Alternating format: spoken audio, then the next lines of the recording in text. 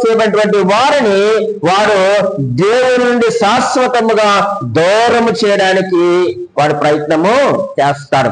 దేవుడు దేనినైతే అసహించుకుంటున్నాడో దానినే ఉపయోగించి వారి యొక్క పిల్లలను వాడు ఏం చేస్తారు చెప్పండి? దేవుడి ఇంటికి దూరం చేస్తాడు. ఇక్కడ అదే జరిగింది.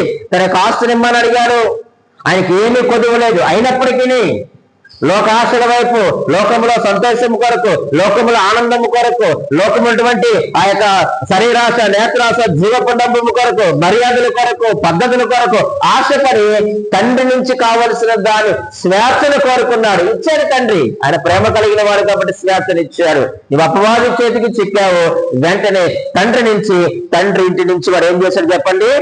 దూరం చేసేస్తాడు. ప్రియమైన వారులారా, అంటే ఇప్పుడు నీకు ఏముండదు అంటే దేవుని యొక్క సన్నిధి ఉండదు, ఆరాధన ఉండదు, ప్రార్థన ఉండదు, వాక్యం ఉండదు, పరిశుద్ధుల సహవాసం